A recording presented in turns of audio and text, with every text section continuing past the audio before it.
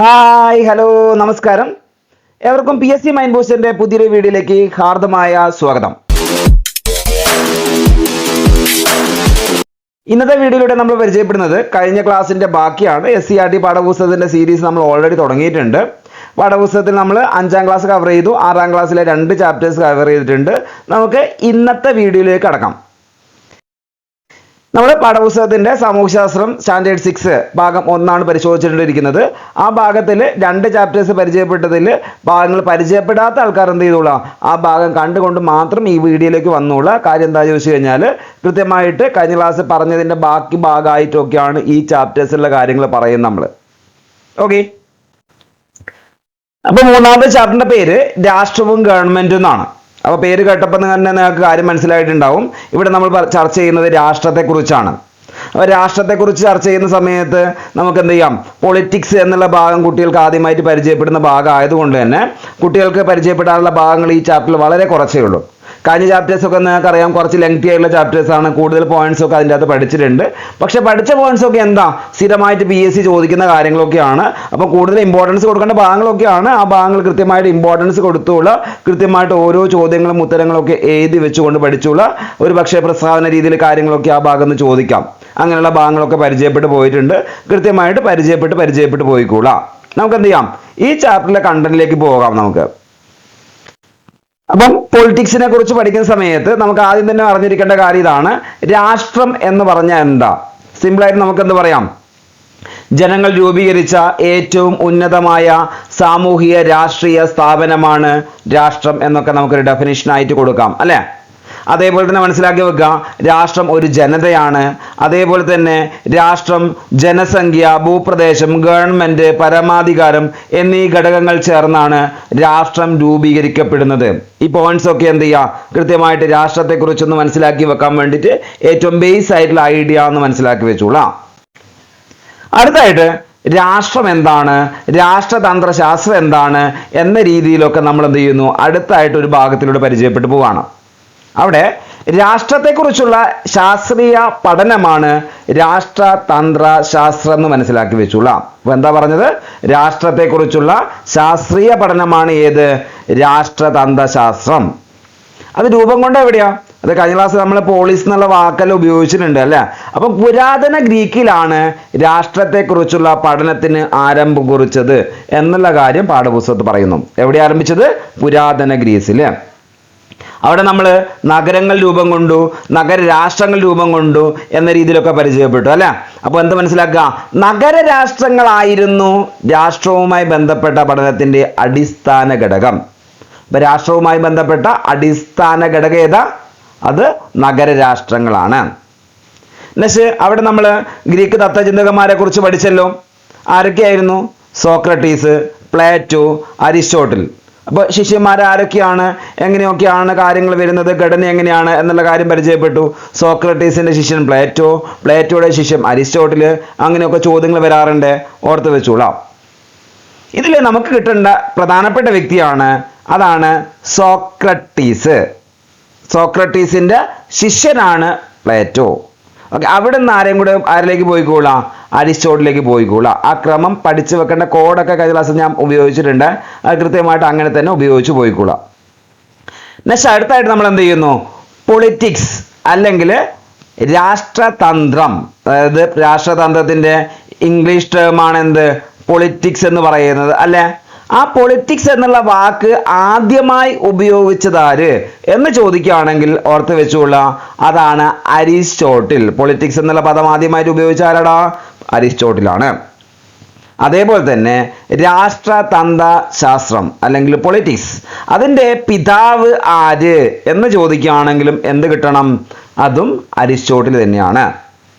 അടുത്ത കാര്യം, പൊളിറ്റിക്സ് എന്നുള്ള പദം ആദ്യമായി ഉപയോഗിച്ചത് ആര് എന്ന കാര്യം പറഞ്ഞല്ലോ, അതാരാണ്, അത് അരിസ്റ്റോട്ടിലാണ്.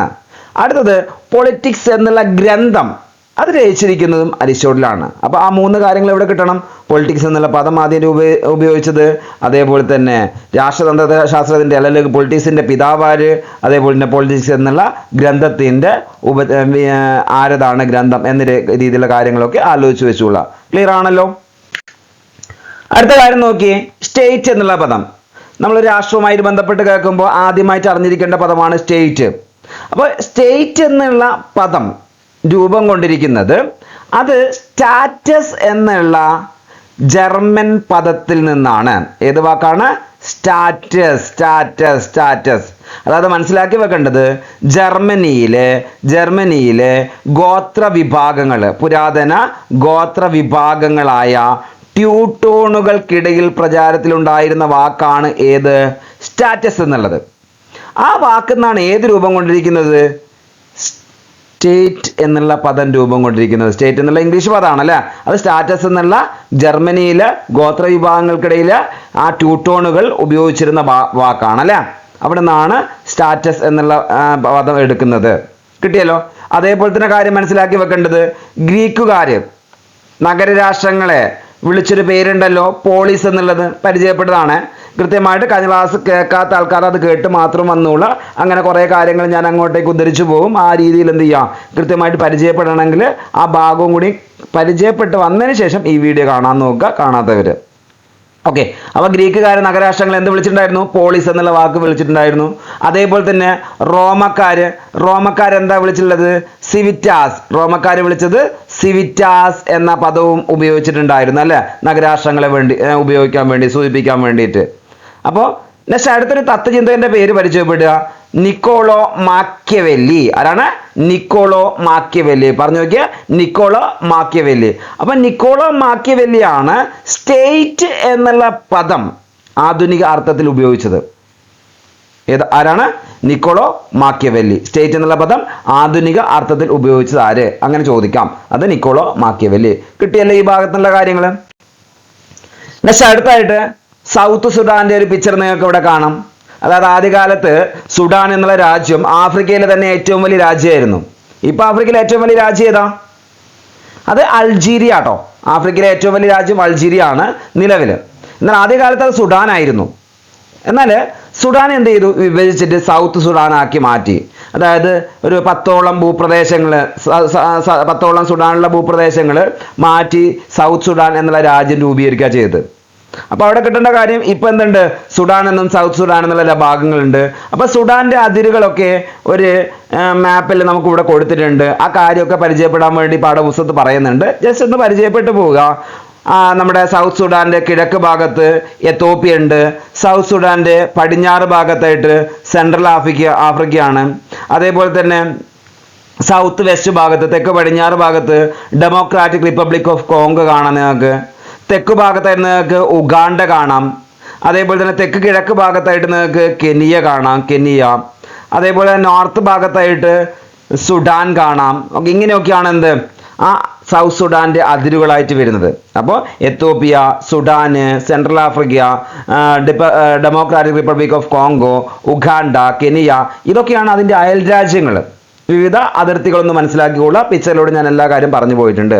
ഇതേപോലെ നോക്കി ഇവിടെ നിങ്ങൾക്ക് കാണാൻ പറ്റും, ഈ സുഡാനിലൂടെ ഒഴുകുന്ന നദിയെ കാണാൻ പറ്റുന്നുണ്ടല്ലോ. ആ നദി പ്രധാനപ്പെട്ട നദിയാണ്, അതാണ് നൈൽ നദി. സുഡാനിലൂടെ ഒഴുകുന്ന നദിയാണ് ഏത്? നൈൽ നദി എന്നുള്ള ആലോചിച്ച് നോക്കുക. ഞാനിവിടെ വൈറ്റ് നൈൽ എന്ന് കൊടുത്തിട്ടുണ്ട്, എന്തായാലും നൈൽ നദി എന്ന് മതി. നൈൽ നദിയാണ് സുഡാനിലൂടെ അല്ലെങ്കിൽ സൗത്ത് സുഡാനിലൂടെ ഒഴുകുന്ന നദി. കിട്ടിയല്ലോ. അടുത്ത ഭാഗം രാഷ്ട്ര രൂപീകരണ സിദ്ധാന്തങ്ങളുമായി ബന്ധപ്പെട്ട്. അതായത് രാഷ്ട്രങ്ങൾ രൂപീകരിച്ച സിദ്ധാന്തങ്ങളിൽ പ്രധാനപ്പെട്ട 3 സിദ്ധാന്തങ്ങൾ നമ്മളൊന്ന് മനസ്സിലാക്കി വെക്കുന്നു. ഒന്നാമത്തെ എന്താ? ബല സിദ്ധാന്തം. ഓക്കെ, ബല സിദ്ധാന്തം എന്താ ഞാൻ പറയാം. അതിന് മുമ്പായിട്ട് അടുത്ത സിദ്ധാന്തത്തിന്റെ പേര് സാമൂഹിക ഉടമ്പടി സിദ്ധാന്തം അല്ലെങ്കിൽ സാമൂഹിക കരാർ സിദ്ധാന്തം. അടുത്തായിട്ട് സാമൂഹിക പരിണാമ സിദ്ധാന്തം. സാമൂഹിക പരിണാമ സിദ്ധാന്തം ഓരോന്ന് എന്താന്ന് എടുത്ത് പരിശോധിക്കാം നമുക്ക്. നോക്കി, ബല സിദ്ധാന്തം എന്ന് പറഞ്ഞാൽ ഒരു ബലത്തിലൂടെ ഒരാൾ മറ്റൊരാളെ കീഴടക്കിയിട്ട് രൂപം കൊള്ളുന്നതാണ്. ആ രാഷ്ട്ര രൂപീകരണത്തിനാണ് നമ്മൾ എന്ത് പറയുന്നത്? ബലസിദ്ധാന്തം. ആ ബലത്തിന്റെ ഭാഗമായിട്ട് അല്ലെങ്കിൽ ബലപ്പെടുത്തി കീഴടക്കിയിട്ട് രൂപീകരിക്കുന്ന സിദ്ധാന്തമാണ് ഏത്? ബലസിദ്ധാന്തം. നെക്സ്റ്റ് സാമൂഹിക ഉടമ്പടി അല്ലെങ്കിൽ കരാർ സിദ്ധാന്തം. ജനങ്ങൾ ഉണ്ടാക്കിയ ചില കരാറുകൾ, ആ കരാറുകൾ എന്ത് ചെയ്യുന്നു? രാഷ്ട്ര രൂപീകരണത്തിന് അടിസ്ഥാനമാകുന്നു. അങ്ങനെയാണ് ആ ഉടമ്പടി സിദ്ധാന്തം അല്ലെങ്കിൽ സാമൂഹിക ഉടമ്പടി സിദ്ധാന്തം എന്ന രീതിയിൽ പേര് വരുന്നത്. നെക്സ്റ്റ് അടുത്ത നോക്കിയേ, സാമൂഹിക പരിണാമ സിദ്ധാന്തം. അതിനെക്കുറിച്ച് നമുക്ക് അങ്ങോട്ടേക്ക് പരിചയപ്പെടാം. ഇതാണ് 3 സിദ്ധാന്തങ്ങൾ, മനസ്സിലായല്ലോ. അടുത്തത് നോക്കിയേ, രാഷ്ട്ര രൂപീകരണ സിദ്ധാന്തങ്ങളിൽ ഏറ്റവും പ്രചാരം നേടിയത് ഏതാ? അത് നമ്മുടെ സാമൂഹ്യ പരിണാമ സിദ്ധാന്ത. അതേപോലെ തന്നെ ഏറ്റവും കൂടുതൽ അംഗീകരിക്കപ്പെട്ടതും ലോകത്തിൽ നിന്ന് ഏറ്റവും കൂടുതൽ അംഗീകരിക്കപ്പെട്ട സിദ്ധാന്തം ഇത് തന്നെയാണ്, സാമൂഹിക പരിണാമ സിദ്ധാന്തം. ഇതനുസരിച്ച് കാര്യം ഇങ്ങനെ പറയുന്നു, രാഷ്ട്രം ആരുടെയും നിർമ്മിതിയല്ല. ആണോ? അല്ലല്ലേ? രാഷ്ട്രം ആരുടെയും നിർമ്മിതിയല്ല. അതേപോലെ തന്നെ ദീർഘകാലയളവിനുള്ളിൽ നിരവധി ഘടകങ്ങൾ പ്രവർത്തിച്ചതിൻ്റെ ഫലമായിട്ടാണ് രാഷ്ട്രം രൂപീകരിച്ചത്. അപ്പൊ നിരവധി ഘടകങ്ങൾ പ്രവർത്തിച്ചതിന്റെ ഭാഗമായിട്ടാണ് രാഷ്ട്രം രൂപീകരിച്ചത് എന്നുള്ള കാര്യമാണ് പറയുന്നത്. അപ്പൊ ലോകത്തിലെ ഏറ്റവും കൂടുതൽ അംഗീകരിക്കപ്പെട്ട സിദ്ധാന്തം ഇതാണ്. അടുത്തായിട്ട് കുറച്ച് ഗോത്ര രാഷ്ട്രങ്ങള്, പൗരസ്ത്യ ഭരണ സംവിധാനങ്ങള്, ഗ്രീക്ക് നഗരങ്ങള്, റോമാ സാമ്രാജ്യം, ഇതിനെക്കുറിച്ചൊക്കെയാണ് അടുത്തായിട്ട് നമുക്ക് നോക്കാനുള്ളത്. അതായത് ഇവിടെ മനസ്സിലാക്കി വെക്കേണ്ടത്, ആധുനിക രാഷ്ട്രങ്ങളുടെ സ്വഭാവം ആദ്യകാല രാഷ്ട്രങ്ങളിൽ നിന്ന് തികച്ചും വ്യത്യസ്തമായിട്ടാണ് കിടക്കുന്നത്. രാഷ്ട്രങ്ങളുടെ സ്വഭാവത്തിൽ ആ മാറ്റങ്ങൾ എന്തൊക്കെയാണെന്ന് പരിചയപ്പെടാൻ വേണ്ടിയിട്ടാണ് നമുക്ക് ഈ ഭാഗങ്ങളൊക്കെ പാഠപുസ്തകം തന്നിട്ടുള്ളത്. ഓൾറെഡി നമ്മൾ എന്ത് ചെയ്തിട്ടുണ്ട്, ഗ്രീക്ക് നഗര രാഷ്ട്രങ്ങളെ കുറിച്ചും റോമാ സാമ്രാജ്യത്തെ കുറിച്ചും ഒക്കെ പരിചയപ്പെട്ടിട്ടുണ്ട്. ജസ്റ്റ് എന്ത് ചെയ്യാം, ഈ ഭാഗത്ത് എന്തൊക്കെയാണ് പരിചയപ്പെടുന്നത് എന്നുള്ള കാര്യം നോക്കിപ്പോവാം. അതായത് ഗോത്ര രാഷ്ട്രങ്ങൾ, ഈ ഗോത്ര രാഷ്ട്രങ്ങൾ എങ്ങനെയാണ് പ്രവർത്തിക്കുക എന്ന് നിങ്ങൾക്ക് അറിയാലോ. ഗോത്രങ്ങളാണ്, വിവിധ ഗോത്രങ്ങളൊക്കെ ഓരോ പ്രദേശങ്ങളിൽ കാണാം. അതായത് രാഷ്ട്രീയ സ്ഥാപനങ്ങളുടെ സ്വഭാവം പൗരാണിക കാലത്ത് ചെറിയ തോതിലെങ്കിലും പ്രകടിപ്പിച്ചിരുന്നത് ഈ ഗോത്ര കൂട്ടായ്മകളാണ്. അതായത് ഒരേ വംശത്തിലുള്ള ജനനം, ഒരേ താല്പര്യങ്ങൾ, ഒരേ സാമ്പത്തിക പ്രവർത്തനങ്ങൾ എന്നിവയുടെ സ്വാധീനം ഗോത്ര രാഷ്ട്രങ്ങളുടെ രൂപീകരണത്തിന് കാരണമായി. അതായത് നമ്മളെ ഒരേ രീതിയിലുള്ള ആൾക്കാരൊക്കെ കാണപ്പെടുന്നത്, അതായത് വംശത്തിലുള്ള ജനനായാലും താല്പര്യങ്ങളായാലും അതേപോലെ തന്നെ സാമ്പത്തിക പ്രവർത്തനമായാലും ഗോത്രങ്ങളിലൊക്കെ സെയിം ആയിരിക്കുമല്ലോ. അതാണ് ഇവിടെ പറഞ്ഞു പോകുന്നത്. ഗോത്ര രാഷ്ട്രങ്ങളെക്കുറിച്ച് എങ്ങനെയാണ് ഗോത്ര രാഷ്ട്രങ്ങൾ ഉണ്ടായിരുന്നത് എന്നാണ് ഇവിടെ പറഞ്ഞു പോയത്. അടുത്തായിട്ട് പൗരസ്ത്യ ഭരണ സംവിധാനം, അതായത് നമ്മൾ ഉൾപ്പെടുന്ന ആ കിഴക്കൻ അർദ്ധഗോളത്തിലുള്ള ആ ഭരണ സംവിധാനങ്ങൾ. അതായത് നമ്മൾ കഴിഞ്ഞ ക്ലാസ്സിൽ, അതായത് ഒന്നാമത്തെ ചാപ്റ്റർ പറഞ്ഞിട്ടുണ്ട്, മെസൊപ്പൊട്ടോമിയൻ സംസ്കാരം, ഈജിപ്ത് സംസ്കാരം, ചൈനീസ് സംസ്കാരം, അതേപോലെ തന്നെ ഇതൊക്കെ വെങ്കലയുഗ സംസ്കാരത്തിന്റെ ഭാഗങ്ങളൊക്കെ പറഞ്ഞിട്ടുണ്ടായിരുന്നു. അതിന്റെ ഭാഗമായിട്ട് നമ്മൾ ഈ കാര്യങ്ങളൊക്കെ പറഞ്ഞത്. അപ്പോൾ ആ രീതിയിൽ ആധുനിക രാഷ്ട്രങ്ങളുടെ ചില സവിശേഷതകൾ ഏറ്റവും കൂടുതൽ പ്രകടിപ്പിച്ചിരിക്കുന്നവ പൗരസ്ത്യ ഭരണ സംവിധാനങ്ങളാണ്. അതായത് ഇതിന്റെ തുടർച്ചയായിട്ടാണ് നമ്മൾ ഇന്ത്യ പോലെയുള്ള രാജ്യങ്ങളിലൊക്കെ ഈ ഭരണ സംവിധാനമൊക്കെ വന്നിട്ടുള്ളത്. അപ്പോൾ മനസ്സിലാക്കി വെക്കേണ്ട കാര്യം, ആധുനിക രാഷ്ട്രങ്ങളുടെ ചില സവിശേഷതകൾ പ്രകടിപ്പിക്കുന്നതാണ് ഏത്? പൗരസ്ത്യ ഭരണ സംവിധാനങ്ങൾ. എക്സാമ്പിൾസ് മെസൊപ്പൊട്ടോമിയ, ഈജിപ്ത്, ചൈന, അതേപോലെ വെങ്കലയുഗ സംസ്കാരങ്ങൾ. ഓക്കെ, ഇവിടെയൊക്കെ എന്തുണ്ട്? നാഗരിക ജീവിതങ്ങളായിരുന്നു നയിച്ചിട്ടുണ്ടായിരുന്നത്. അതായത് നദികളെ അടിസ്ഥാനപ്പെടുത്തി നാഗരിക ജീവിതമൊക്കെ നയിച്ചിട്ടുണ്ടായിരുന്നു എന്നുള്ള കാര്യമൊക്കെ പരിചയപ്പെട്ടിട്ടുണ്ട്. അപ്പോൾ അതൊക്കെ എന്ത് ചെയ്യുന്നുണ്ട്? ഇപ്പോൾ ഫോളോ ചെയ്ത് പോകുന്നുണ്ട്. ഇതേപോലെ തന്നെ ഗ്രീക്ക് നഗരരാഷ്ട്രങ്ങളെ കുറിച്ച് പരിചയപ്പെട്ടില്ലേ? ആ സമയത്ത് പറഞ്ഞ കാര്യം ഏതൻസ്, സ്പാർട്ട, ഇതിനെക്കുറിച്ച് നമ്മൾ പറഞ്ഞിട്ടുണ്ട്. അപ്പൊ ആധുനിക രാഷ്ട്രങ്ങളോട് ഏറ്റവും അധികം സാദൃശ്യം പുലർത്തുന്നവ ഗ്രീക്ക് നഗരരാഷ്ട്രങ്ങളാണ്. എക്സാമ്പിൾസ് ആണ് ഏതൻസ്, സ്പാർട്ട. അതിന്റെ കാര്യങ്ങളൊക്കെ ഇപ്പം പറയുമ്പോൾ നിങ്ങൾക്ക് ഒരു പക്ഷേ ഡൗട്ടൊക്കെ ഉണ്ടാവാം. എന്ത് ചെയ്തോളാ, കഴിഞ്ഞ വീഡിയോസിന്റെ തുടർച്ചയായിട്ട് കണ്ടു നോക്കുക. അങ്ങനെയാണെങ്കിൽ ഈ കാര്യങ്ങളൊക്കെ നിങ്ങൾക്ക് കിട്ടും. ഓക്കെ, അങ്ങനെ മാത്രം വന്നോളാം. അല്ലാതെ ഈ കാര്യങ്ങളിൽ നിങ്ങൾക്ക് മൊത്തത്തിലൊരു പുക ഉണ്ടാവുള്ളൂ. ആ രീതിയിൽ മാറരുത്. കൃത്യമായിട്ട് എന്ത് ചെയ്യുക, കഴിഞ്ഞ ക്ലാസ്സിലെ വീഡിയോസ് കണ്ടിട്ട് അതിൻ്റെ തുടർച്ചയായിട്ട് ഇത് കാണാൻ ശ്രമിക്കുക. നെക്സ്റ്റ് റോമാ സാമ്രാജ്യത്തെക്കുറിച്ച് നോക്കാം. റോമാ സാമ്രാജ്യത്തിൽ നിലനിന്നിരുന്ന സംവിധാനമാണ് ഭരണ സംവിധാനം, നിയമ സംവിധാനം, അടിസ്ഥാന സൗകര്യങ്ങൾ എന്നിവ ആധുനിക രാഷ്ട്രങ്ങളോട് ഏറെ സമാനത പുലർത്തുന്നവയായിരുന്നു. ഓക്കെ, അങ്ങനെയാണ് ആ 4 സംവിധാനങ്ങളുടെ കാര്യങ്ങൾ നമ്മളിവിടെ പരിചയപ്പെട്ടു പോകുന്നത്. അടുത്ത കാര്യം ഫ്യൂഡൽ രാഷ്ട്രങ്ങൾ, അതേപോലെ തന്നെ ദേശരാഷ്ട്രങ്ങൾ. ഈ രണ്ടിനെ കുറിച്ച് നമ്മളൊന്ന് പരിചയപ്പെടുന്നതാണ്. ദേശരാഷ്ട്രങ്ങൾ പരിചയപ്പെടുന്നതിന് മുമ്പായിട്ട് ഫ്യൂഡൽ സംവിധാനം എന്താന്ന് നോക്കാം. ഫ്യൂഡൽ രാഷ്ട്രങ്ങൾ എന്ന് പറയുന്നത് റോമാ സാമ്രാജ്യത്തിന് ശേഷം ഏത് രൂപം കൊള്ളുന്നതാണ്? ഫ്യൂഡൽ രാഷ്ട്രങ്ങൾ രൂപം കൊള്ളുന്നതാണ്. അവിടെ ഫ്യൂഡലിസം ആയിരുന്നു. അപ്പൊ എന്താ ഈ ഫ്യൂഡലിസം എന്ന് പറഞ്ഞാൽ? ഫ്യൂഡലിസം എന്ന് പറഞ്ഞാൽ രാജാവ്, പ്രഭുക്കർ, കർഷകർ എന്നിങ്ങനെ അധികാര ശ്രേണി ഉണ്ടാവും അല്ലേ? അപ്പൊ ആ രീതിയിൽ രാജാവിന് അധികാരം പരിമിതമായിരുന്നു, ഭരണാധികാരം ആർക്ക്? പ്രഭുക്കന്മാർക്ക്.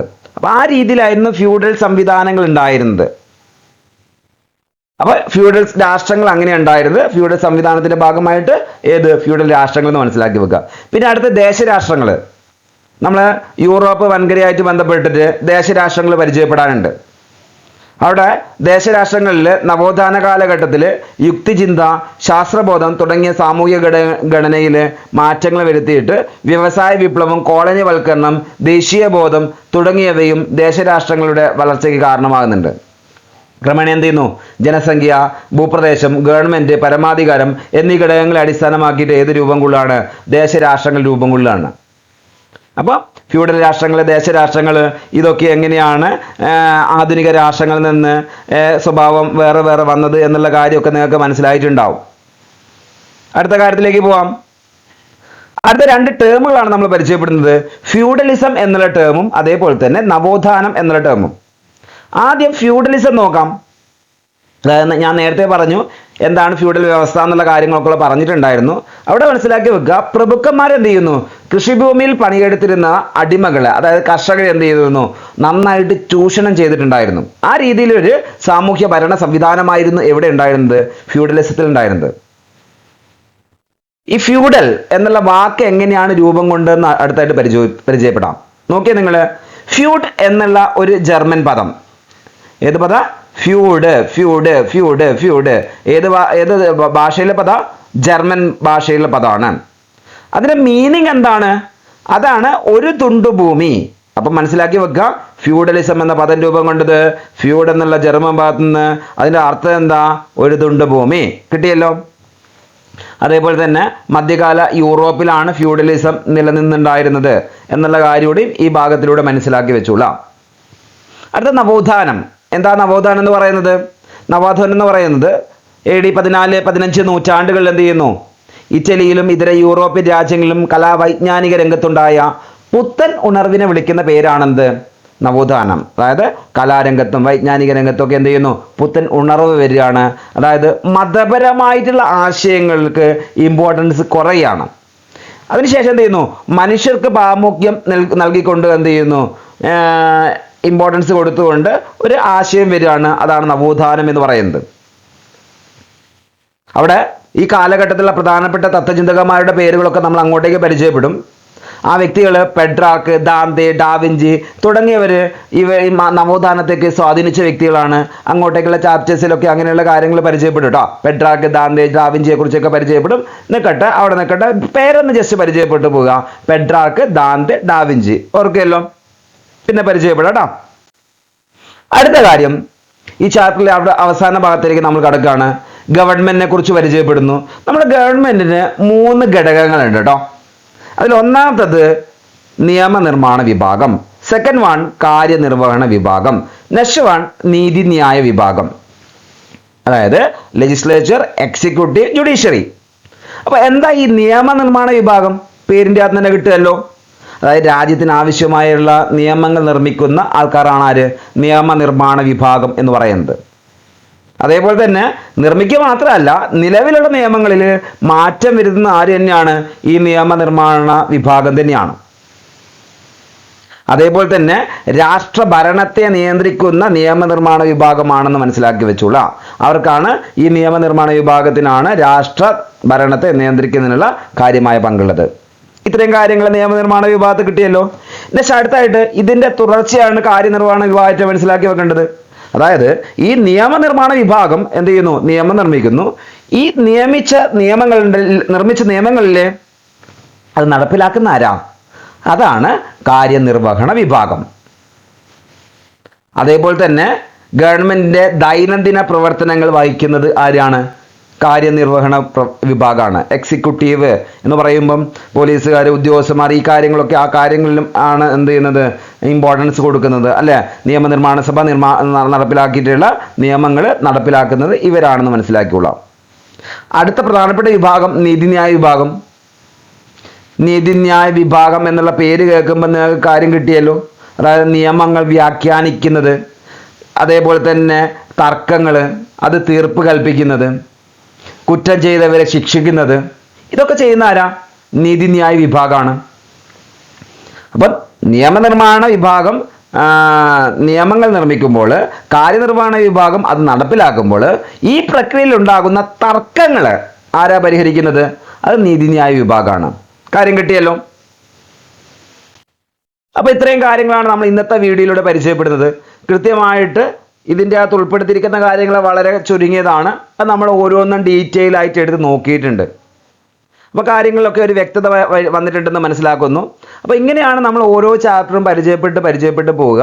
കൃത്യമായിട്ട് ഇനിയുള്ള ചാപ്റ്റേഴ്സ് നിങ്ങളിലേക്ക് എത്താൻ വേണ്ടിയിട്ട് ഈ ചാനലൊന്ന് സബ്സ്ക്രൈബ് ചെയ്യുക. അതേപോലെ തന്നെ മറ്റുള്ളവരിലേക്ക് എത്തിക്കാൻ വേണ്ടിയിട്ട് ഒന്ന് ഷെയർ ചെയ്യുക.